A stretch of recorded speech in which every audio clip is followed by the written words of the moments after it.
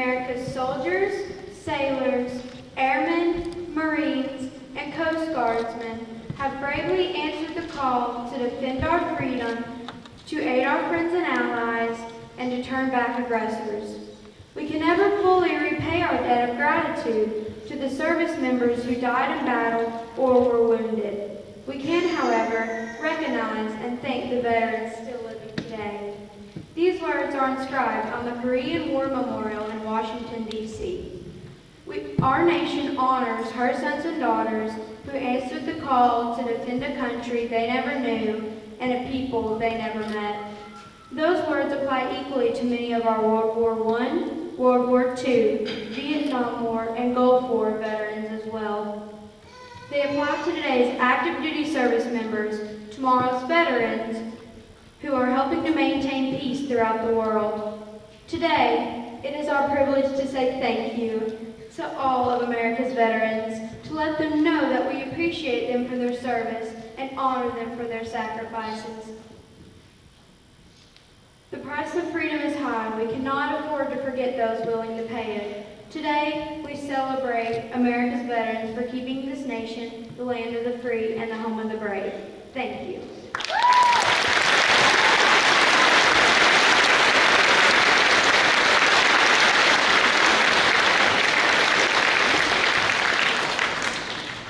At this time, the Fort Georgia Honor Guard will post the color.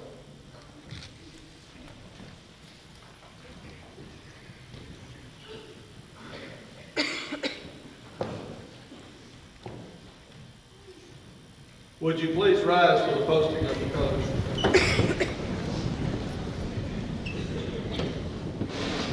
Post the colors. Honor guard, veterans, attention! Present arms! Post the colors!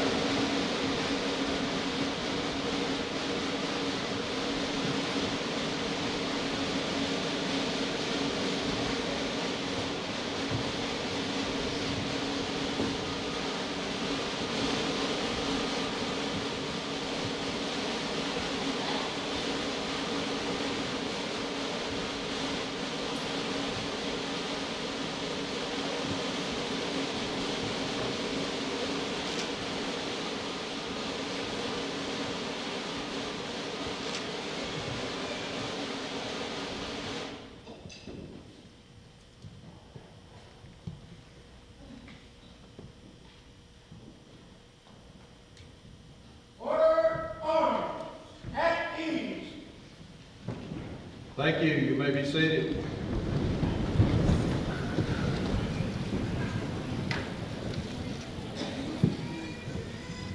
The U.S. flag is always posted to your front and to your left. It will be higher and it will be brighter than all of the remaining flags to be posted. The next flag to be posted here today, the black and white flag, is the flag of the prisoners of war and the missing in action. Since World War I, there has been over 142,000 prisoners of war. And since World War II to the present day, there have been over 90,000 missing in action or unaccounted for. And I'm sad to report that number is still climbing.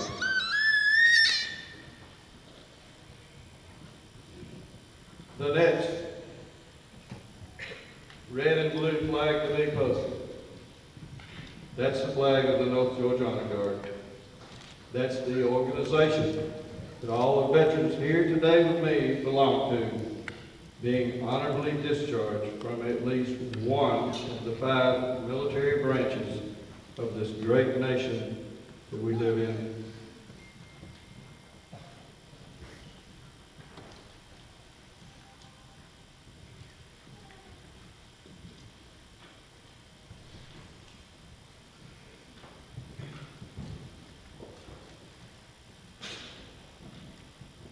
Thank you.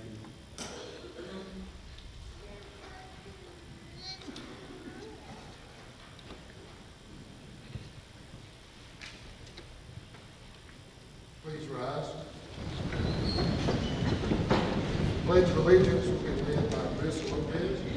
Please remain standing after the pledge of the national anthem.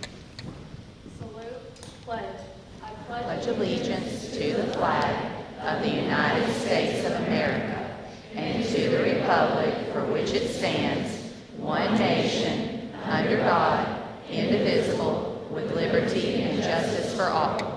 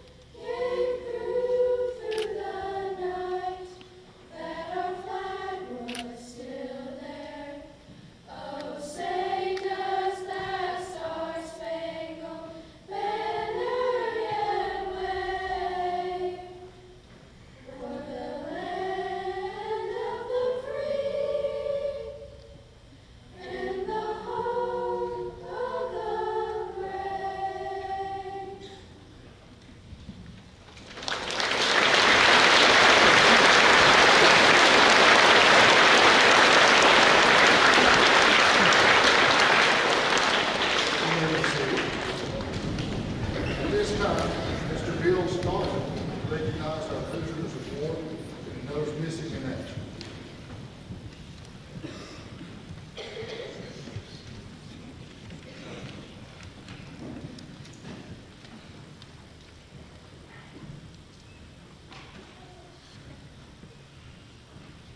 The empty chair you see to my right, it's a symbol. It's a symbol of thousands of Americans who've been prisoners of war and missing in action throughout the history of this great country of ours that we live in. This cover is a reminder that we should spare no effort to secure the release of those who are still being held in foreign lands, and the return of any remains back to our families and our nation. We must not forget the sacrifices that they are still making for our freedoms. They must remain alive in our hearts and our minds until they have returned home to us as their loved ones or join our Father in heaven. We must continue to give moral support to their families. As I mentioned a while ago, since World War II, there have been over 90,000 missing in action unaccounted for. And that number is still climbing. But let's stop for a second. Let's think about something. 90,000? No. The number is much higher. These men and women came from families. They had mothers, fathers, brothers, sisters, wives, husbands, children, aunts, uncles, nephews. The list goes on. So we're not only talking about 90,000. Sure, they suffer and are suffering a great deal, but their families are still suffering, many of them today. So when you leave here today, let's not forget that. Pray for these families. Pray for the return and the safekeeping of their loved ones who left us. I want to say it's a privilege being in this county. I've only been here 6 years. It is a privilege and an honor to call Blue Ridge home. This is the most patriotic county I've ever lived in, I've been involved with, and I'm proud to call Blue Ridge home. and I'll leave this with you. It is a privilege and an honor to be here today. May God bless you. May God bless your families. And may God bless the United States of America.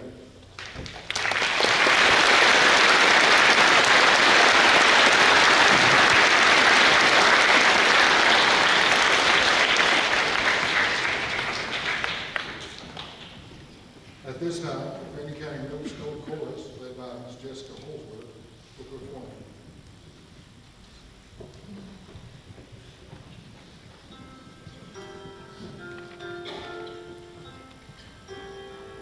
Thank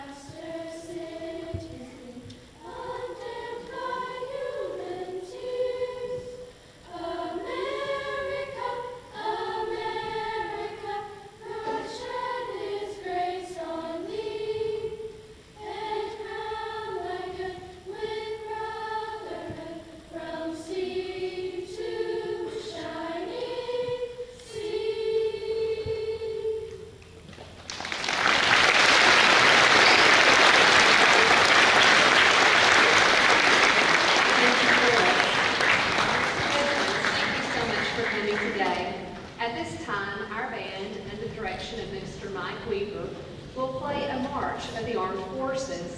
We would like to ask you, as your branch is called, to stand so that we might honor you and pay respect for your service.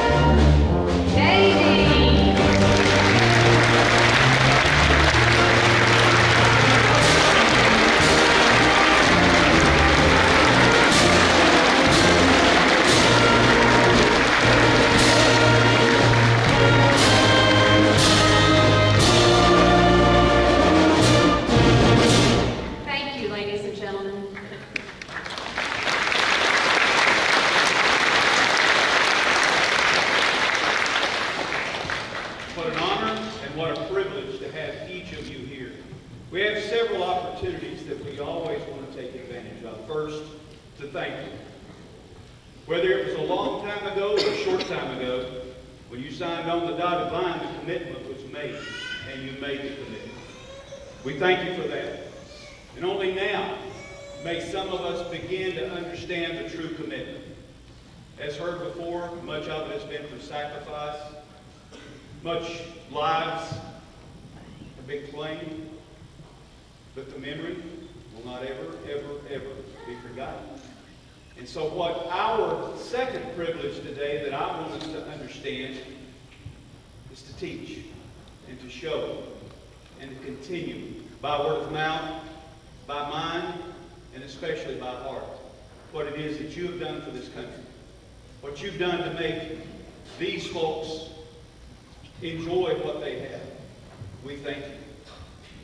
And only through time can they begin to understand, but that's what we're going to continue to do and continue to do and continue to do. Time has a way of creating wisdom. And so the young man that's going to be speaking for us today, because he's young at heart and young in spirit, is Mr. Dale Dyer. Mr. Dale Dyer was born in Kansas, and upon graduation from high school, he attended Kansas State University, where he majored in business administration and mechanical engineering. He was part of the ROTC program and received the second lieutenant commission. It was at this time that he got his orders to report to Fort Riley, Kansas. The year was 1942. Japan was taking over the Pacific. Germany was taking over all of Europe. the security of the world was under threat. The United States was calling its citizens to join in on the war effort. And Mr. Dyer, like millions of other Americans, answered the call. During his time in the Army Air Corps, Mr. Dyer became a bomber pilot and flew the B-24 heavy bomber from a base in Norwich, England.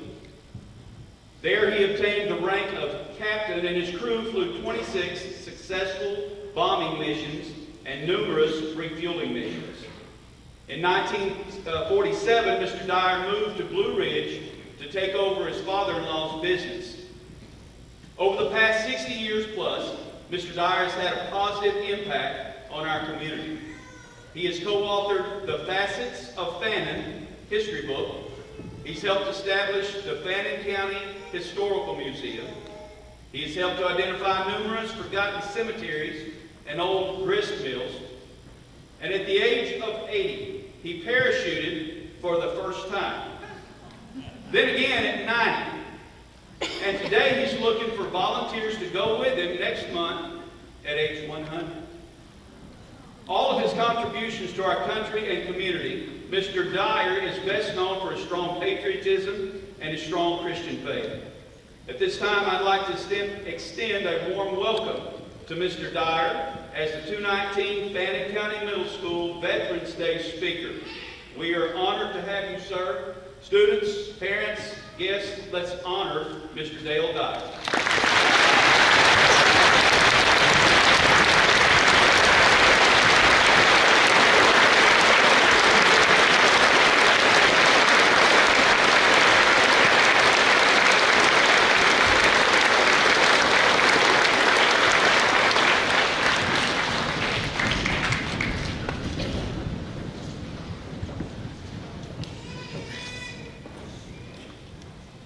It's a pleasure to be here today and to see all of these fine young school children that are the future of our nation. We welcome all of you to this event, and we veterans are very proud of you, and we would like to extend our hopes that you have a successful life in the future. I want to just recap a few things that might be of interest. As he said, I was raised in Kansas on a wheat farm.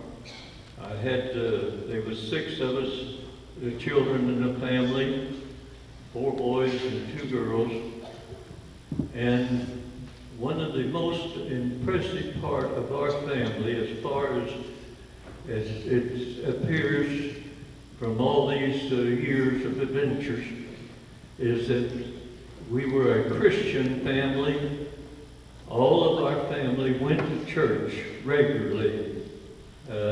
We were very active in our church. We had wonderful leaders and Sunday school teachers, and it was just a part of our life, and it was a part of the community at that time.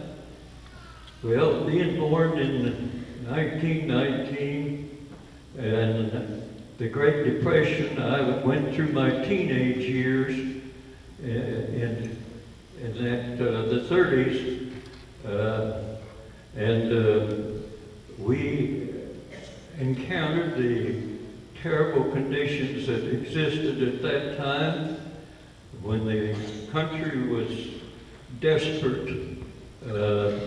We were in debt. The banks closed, and nobody had any money. And many folks lost their houses, lost their farms, and many folks from my section of the country, and especially Oklahoma, which was south of us, they went to California to try to find a place to live and maybe start living and trying to develop a business and so forth. But looking back, we are so fortunate here in America to have had the ancestors that formed the Constitution that was God-directed without a doubt, and it controls our country, and we've had a free country for these many years, and we've been the envy of the world. And we are in very trying circumstances today, and you young folks are the future of our country. We love you, we stand by you, we hope that you straighten out this country and keep it a safe country and a freedom-loving country. Going into service from ROTC in college, when we finished 4 years of ROTC, they handed us our commission, a second lieutenant with one hand, and they handed us orders to report for duty with the other hand. That was in 41 when the Pearl Harbor hit, and this was in 42 when I finished my 4th year into college. And I ended up down in Funston,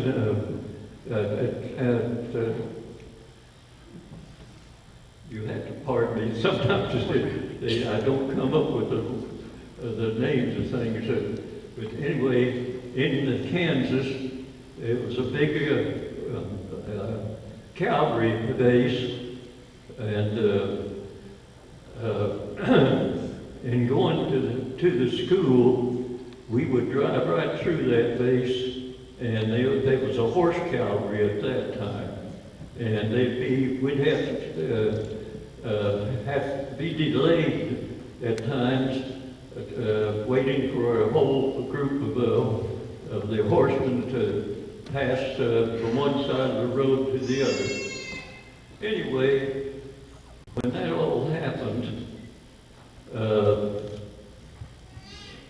on Sunday, Pearl Harbor Day, I was in a fraternity, and we were listening to Christmas music, and we always ate, the fraternity boys always ate together on Sunday afternoon, usually about 1 o'clock. Well, about 12:30, it came over the radio, Pearl Harbor had been hit, and we all knew because all boys able-bodied that were in the ROTC, we all knew that we'd be in service.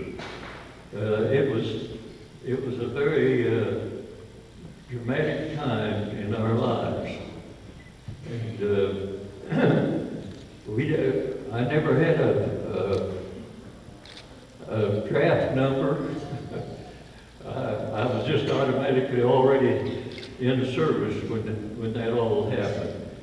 But anyway, back when I was growing up, I'll back up just a minute, and I went to a country school, a school named Geneva, and I never rode a bus, I've never ridden a bus through high school. We didn't have such facilities at that time.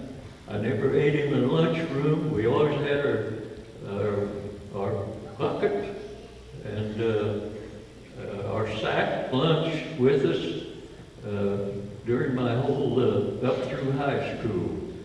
So you young folks are so blessed to have all the facilities that you have today, transportation. We used to see, when I came to Blue Ridge, we used to see the kids walking to school. That was before buses. And then in the 50s, they started building some homemade buses and brought in the kids when they consolidated some of the schools.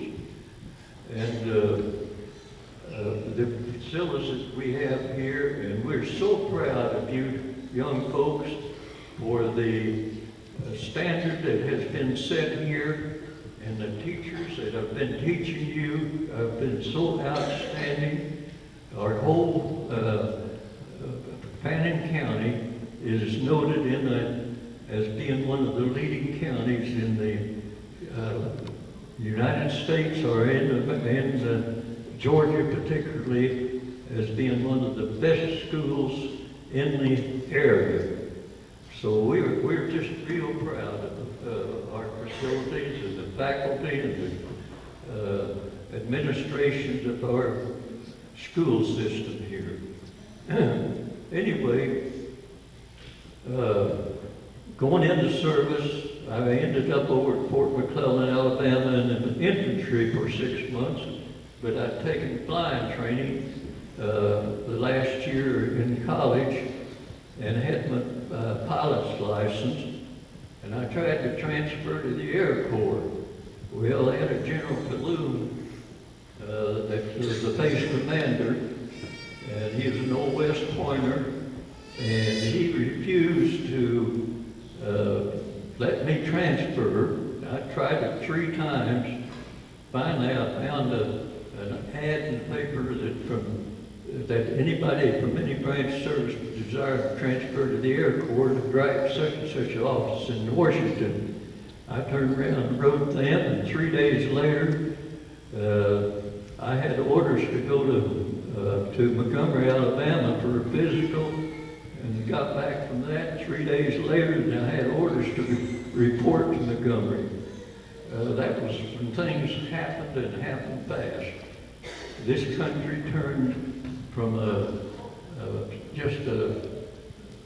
we had such production facilities and civilian production that whenever we went to war and Pearl Harbor had hit and destroyed our Western fleet, and we turned into producing war items of every type, and we furnished many of these to other countries, and we helped support England, who were desperate at that time. The war had been going on since '39 over in Europe. So from Montgomery, I got into the Southeast Training Command here and went through primary training over to Orangeburg, South Carolina, flying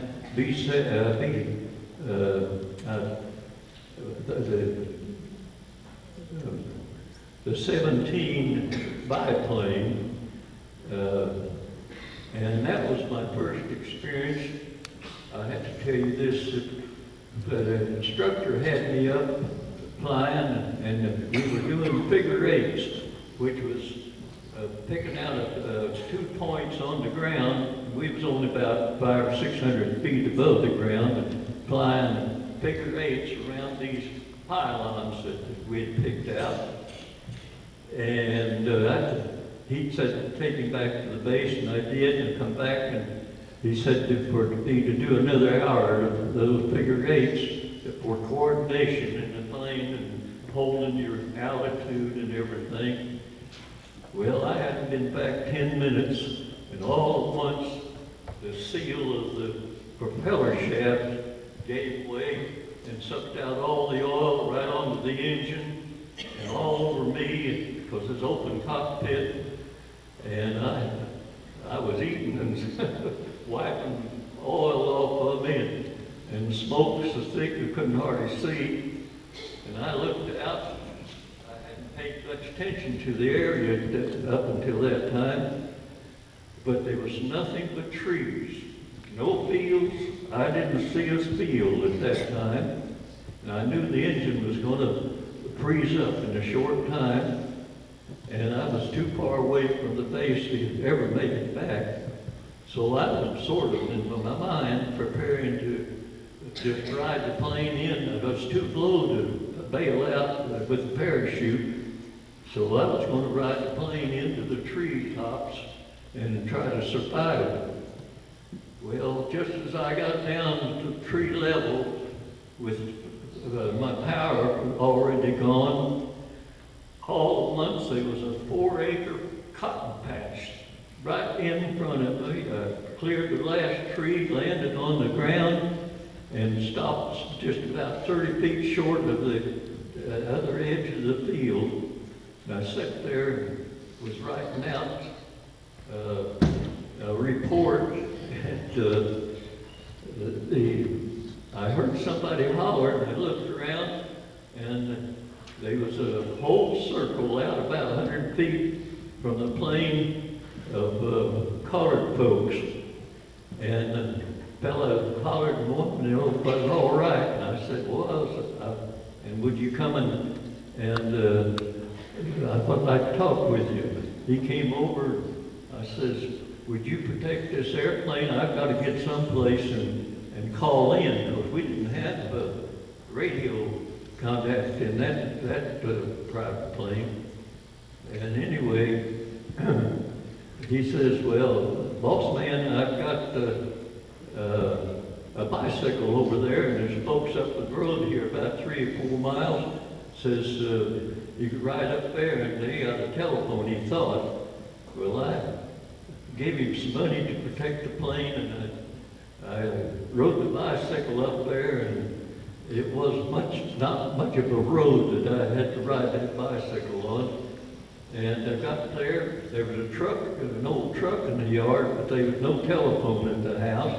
They said about another 3 miles, the folks might have a telephone. So they took me in the truck, and we went to there, and I called in with the police and told them where it was, and they said I'd already been reported. But anyway, I never damaged the airplane. It was just the motor that had gone bad on it.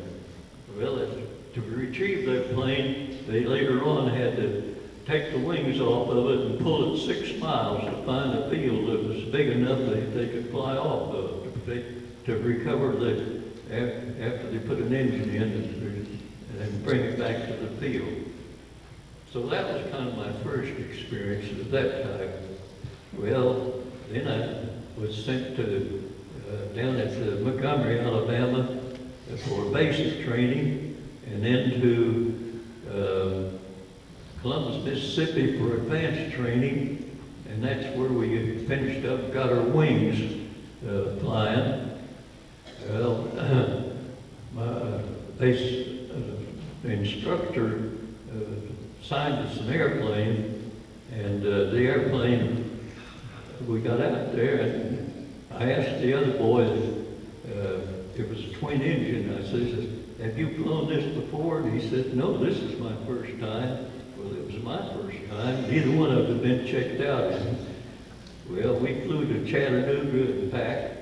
Had no problem, except when we got back, the storm was hitting the field, and man, we had wings up. We was all over the field there till we got that thing on the ground. With the instructor, we got reprimanded pretty bad for signing us a plane like that. Well, from there I went to Orangeburg, South Carolina. Smyrna, Tennessee, to B-24 bombers, and our class 43F.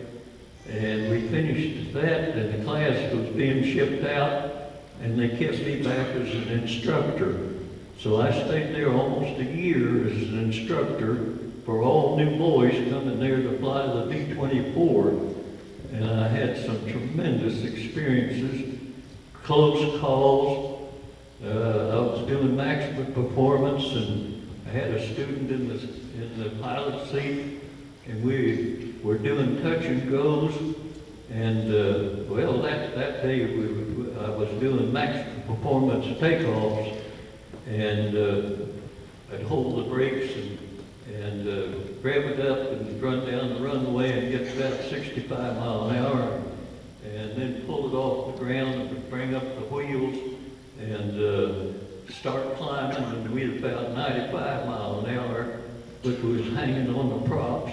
We got about 300 feet in the air, and my student had, the seats were rolled on rails where you could adjust your seat, and you're supposed to make sure it was locked down.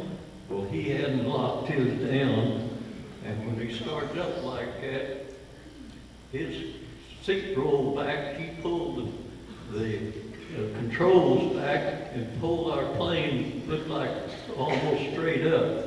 And we were just about stalled, and I hit with everything I had and knocked him loose, broke him from holding onto the wheel and got the nose down. Tower called up and wanted to know what we was trying to pull. I said, we almost got it.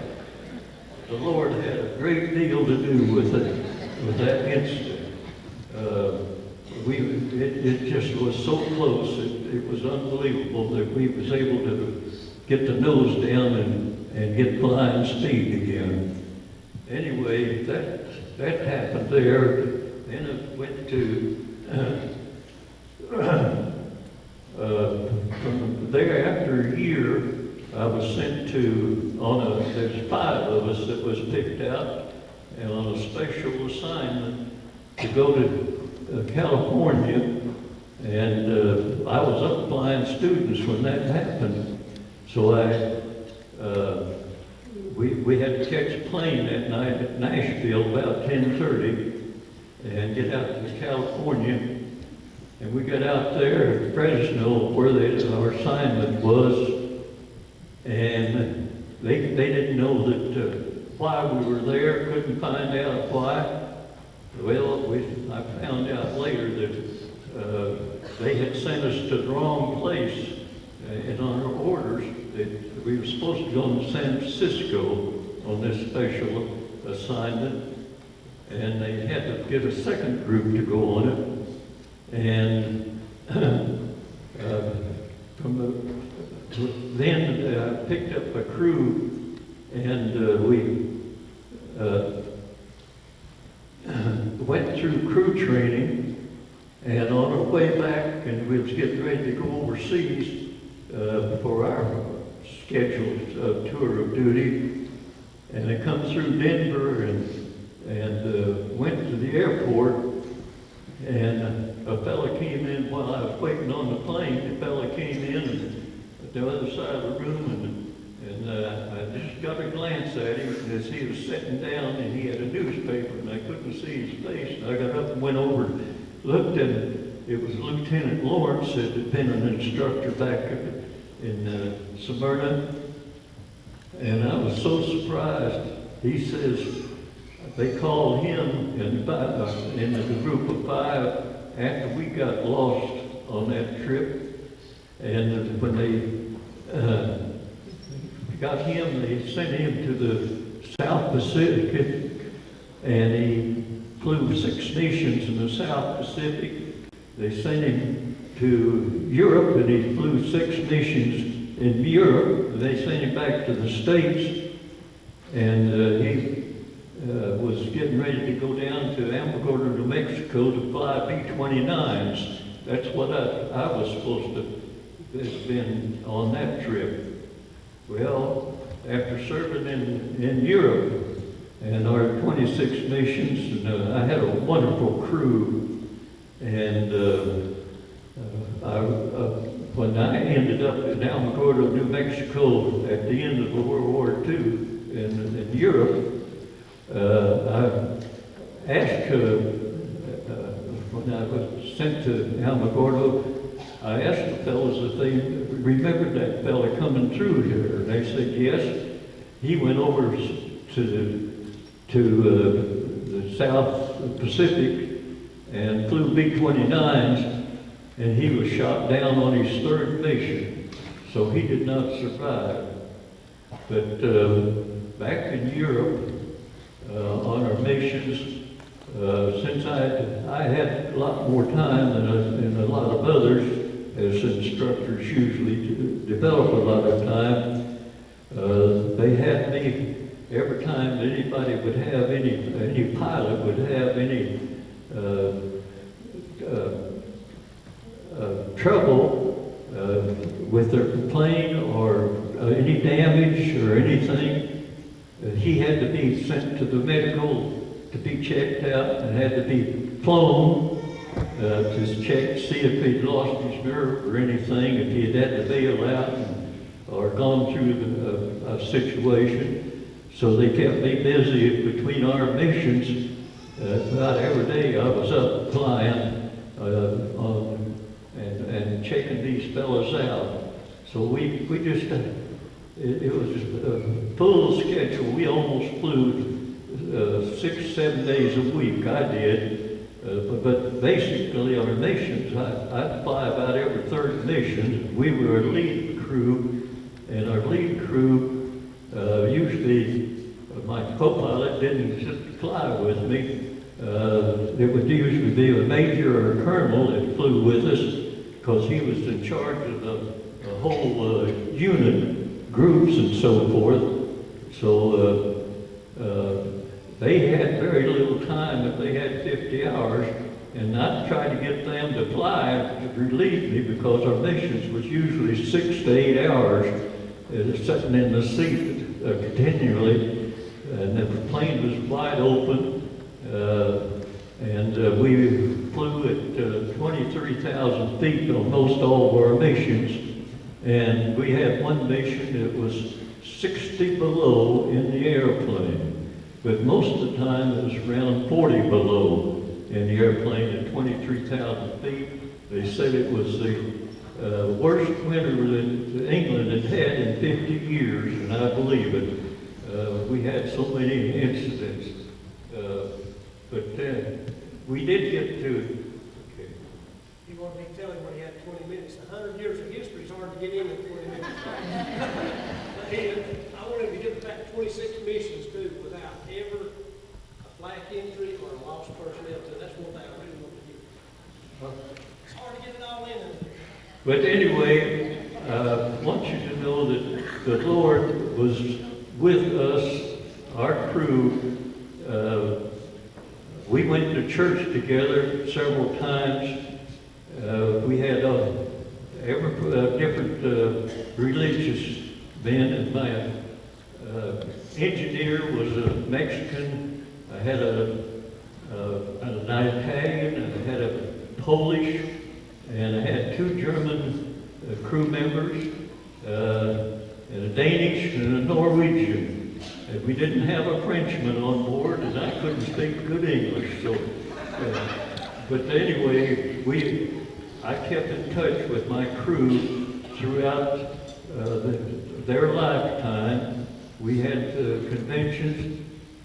One more thing I'd like to mention to you. After the war ended in Europe, we took the ground personnel down across France and way down on the Rhine River, and we followed up the Rhine, and I'd flying about 400 or 500 feet above the ground to give the boys that had taken care of the airplanes on the ground, give them a chance to see what they had helped do, made possible for us to do our missions. And we flew over the Rhine and could see all the sunk barges and boats and bridges down. And the towns we go by were just devastated. Cologne is one of the towns that had a beautiful cathedral right next to the Rhine River. And for 14 blocks in all directions, it was nothing but rubble around that cathedral. And I circled that twice for the boys so they could see that and take pictures. I'd had about 20 boys on board, I believe, at that time. So we did that for 2 or 3 weeks. And there's so many different things that happened. It's just a lifetime, and we would want to there a little less than a year. But our outfit had been there for 15 months, and we lost 99 airplanes off of our base in the 15 months that our group was flying combat. And we were not even the highest group that lost planes. So our chances was 1 out of 3 of completing our missions. Most of the boys. So when we first got over there, I had to say that we moved into our quarters, and the boys around us come over to introduce themselves and get acquainted with us. And when they got ready to leave, they said, "Boys, we sure hope you have better luck than the last 3 crews that's been in this room, these quarters." Said they only flew 6 missions, the most any one of them flew before they were shot down. So that was our introduction before we'd flown our first mission. And we had been to near Belfast, North Ireland, when we first got over there, and had 10 days of pre-combat. But one of the fellows that talked to us had just finished his 30 missions, and the 30 missions were what he told us at that time. We wasn't right sure we wanted to go to any of those mission trips, because he let us know how serious it really was. When you lose 60 airplanes in one mission, B-24s, B-17s, that's a pretty serious thing. And that was, at that time, that was about 10% of our flying force. But we did fly one mission on December the 24th, day before Christmas, which we had, that was 1944, and there was 2,000 heavy bombers in that one mission, that we had grown to that extent. And that did not include twin-engine B-25s and 26s fighters. There was probably 800 fighters, and probably that many or more of the twin-engine planes on that mission. So no wonder the towns were destroyed like they were. I got to visit back over there in 1965 with a people-to-people goodwill tour that Eisenhower had created, and I got to go back to. Well, we landed in Belgium first, then we went to Moscow, Russia. Spent a week there, then we went to Leningrad, 600 miles north of Moscow, and we got to spend about 4 or 5 days there. And I run into one of the fellows at the airport there that had survived the 900-day siege, of which they were surrounded by the German group at that time for 3 years, and they had no contact with the rest of Russia and no help from them, and they were in starvation conditions. They ate everything that they could eat: horses, dogs, cats, and a lot of other things you wouldn't believe. And this fella had to survive that 900 days of being closed in on like that. So there's so many things that happen, and I know that our veterans have every one of them has got similar stories to what I've just mentioned, and experiences of a lifetime. But the main thing, and every one of the things that we had close calls on, with mid-air collisions, and we fly into clouds, and we were told to make it 180 and return to our base, and when we hadn't even started dark turn yet, and the plane on our right went across about 100 feet above us in the clouds, And if he'd have been down to our level, we wouldn't have been here at all. So there's so many incidents that have happened, and as far as I'm concerned, the Lord had control of it, or I would have never been back from that. We want you to really think about it, young folks. You have a choice in life. You can either accept the Lord who has created this great universe and all the things that we have enjoyed, or you can go against him, not love him, and so forth. But if you love him, he will stay with you and help you in most all of your troubles. So think about it very seriously. One more thing. Jimmy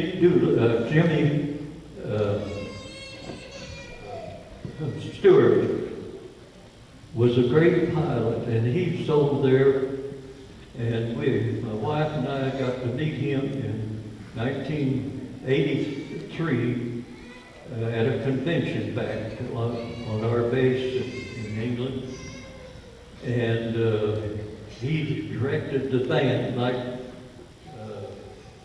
he played in one of the movies. He was a great movie star and one of the most popular movie actors that existed. He had been in the movies during his lifetime 50 years. And one of the things that he told was that whenever he was going overseas, he went in as a private, and he was a major at the time. At the end of the war there, he ended up brigadier general in his career.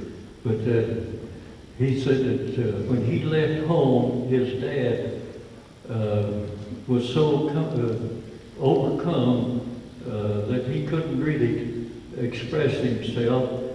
And he gave him a letter, and at the end of the letter he says, he quoted the part of the Bible, Psalms 91, and he says that all his combat, he made 20 missions. Being as popular a person as he was, he made 20 missions.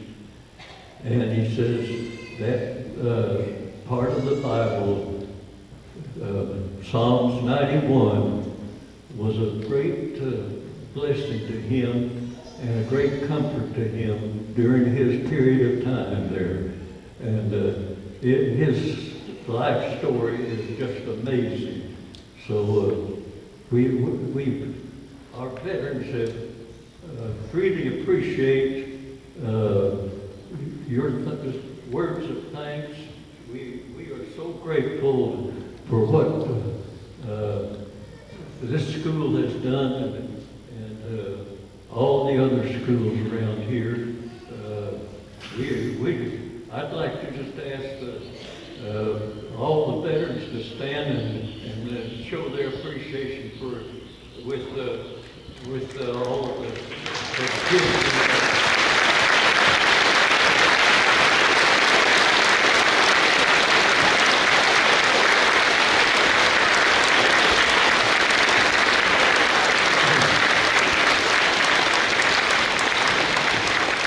Thank you very much. I know I've rambled and I can't hardly see and I can't hardly hear, so I have no notes. I just had to wing it. Thank you.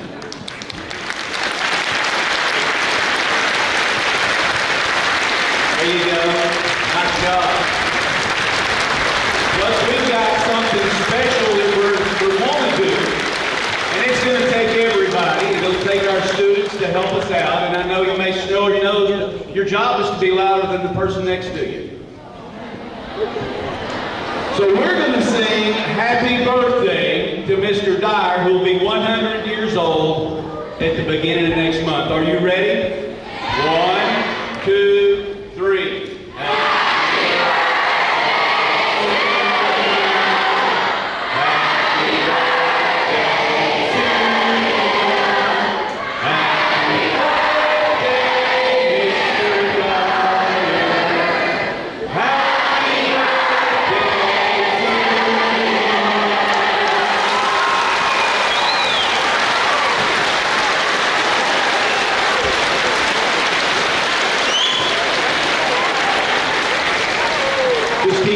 Johnny's going to be jumping out of a plane in a couple of months, maybe, something you've never done. So may we have that same young spirit. Veterans, you know, we're sitting here listening to his stories. And like he said, yours are just as rich. But they don't know unless you tell them. And never let them forget sacrifices, and never let them forget character, integrity, duty, honor. Tell them. We'll tell them, but when you tell them, it means more. God bless you for all that you do. In just a moment, we're going to have a reception for you. And for the veterans and families, it'll be next door. But before we go, I want to thank the parents, the family, the leadership. You guys are awesome. I appreciate you. We love you dearly. But we've got something to close it out here with taps. Mr. Weaver, would you like to introduce?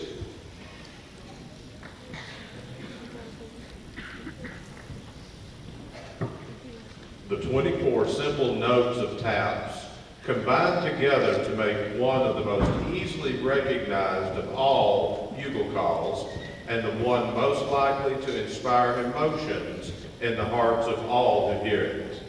Written by General Daniel Butterfield of the Union Army in 1862, it was first played over the graves of the more than 7,000 soldiers who lost their lives in the 7 Days Battle for Harrison's Landing in Virginia. In the years since then, it has been used to mark both the end of each day's labors and the ending of a soldier's labors on earth. In each case, we are reminded by the last 3 lines of the lyrics that whatever troubles we have faced during the day and whatever cares lie before us tomorrow, we can lay down our burdens and rest in the knowledge that all is well. Safely rest. God is nigh.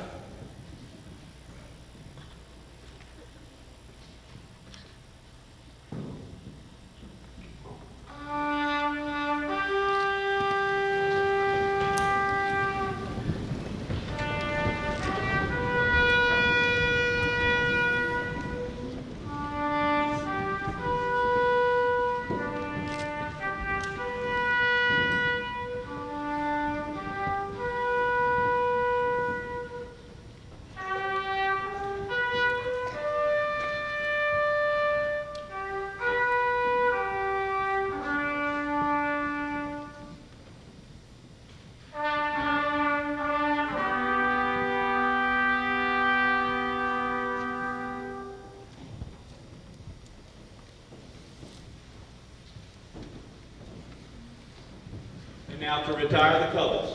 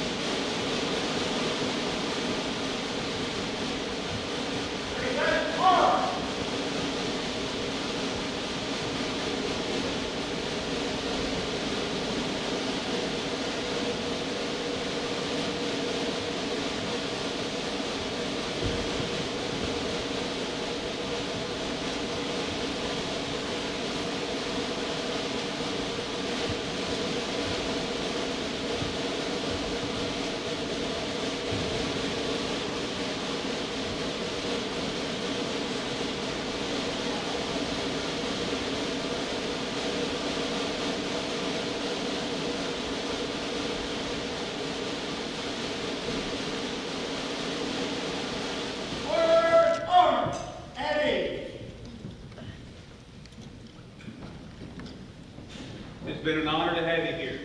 Remain standing as we have the reception.